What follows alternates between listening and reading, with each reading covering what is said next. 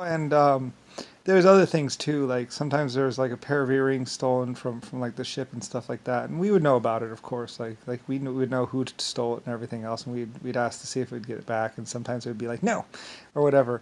And sometimes like the people would die or something, and then we'd find out that they had the earrings or whatever, and they would be like, but that's my wife used to or whatever, or a necklace or whatever, and it reminded them of their wife and that happy time or something like that. Like some of the stories I heard like almost made me cry myself because like because it's all they had left of their loved ones or something like that. Or, and they weren't gonna sell it. They were just keeping it in their home and just it's funny how people get attached to things.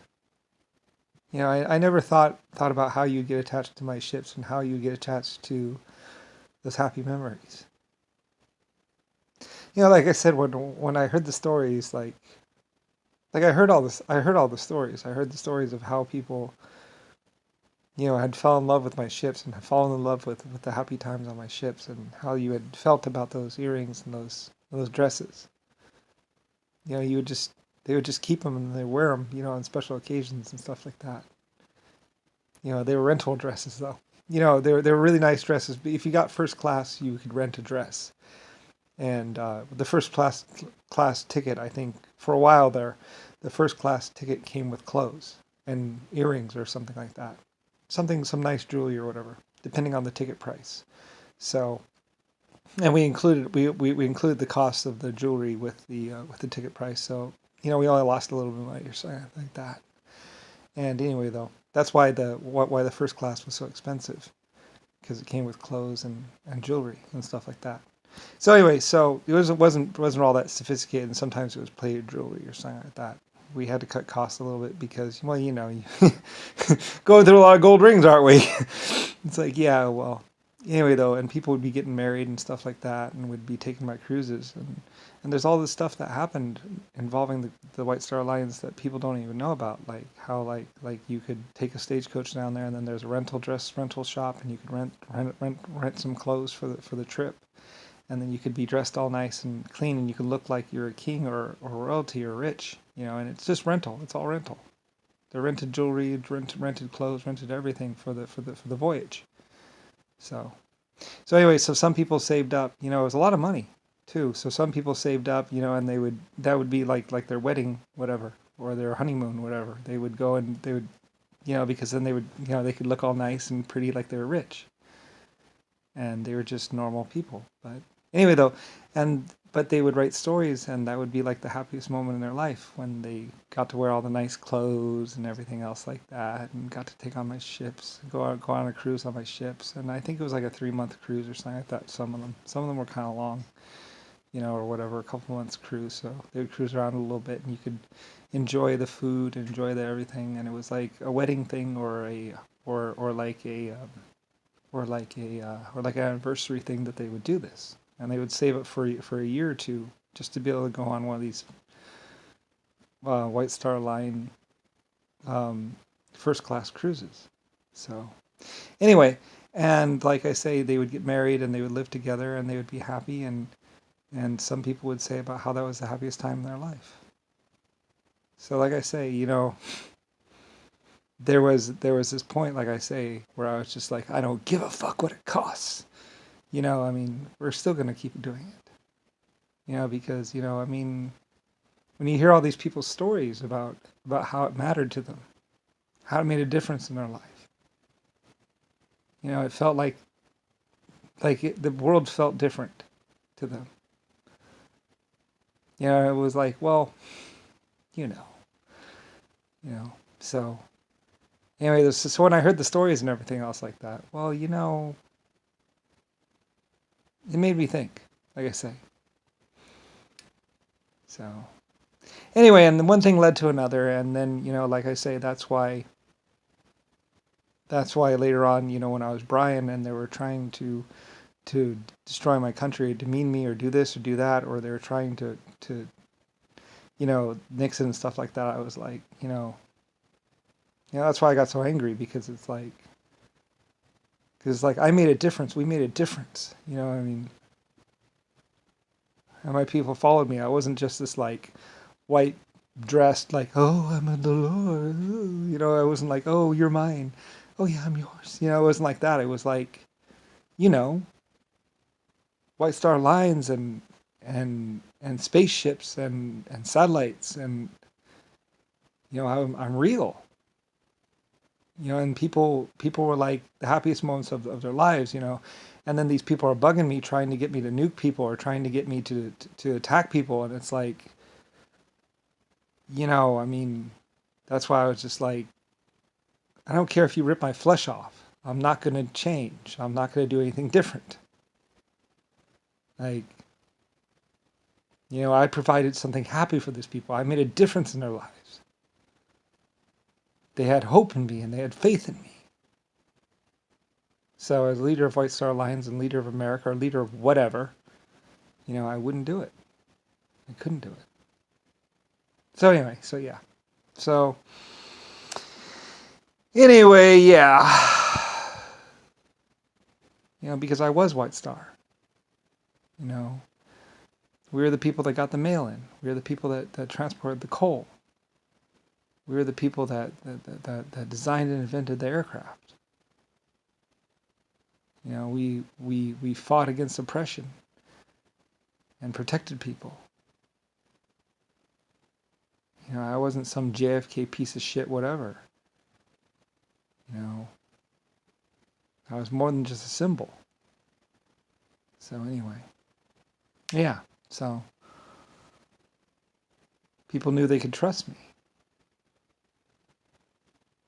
So, when a bunch of these kids come around and go, asshole, it's like you don't know who you're talking to. Like, I'm the one who fought through 2 world wars. I'm the one who people protected through 2 world wars. I'm the one who fought all these bad people. JFK, Nixon. I'm more than just the man. I'm Lucifer Star. The only one there ever was. And,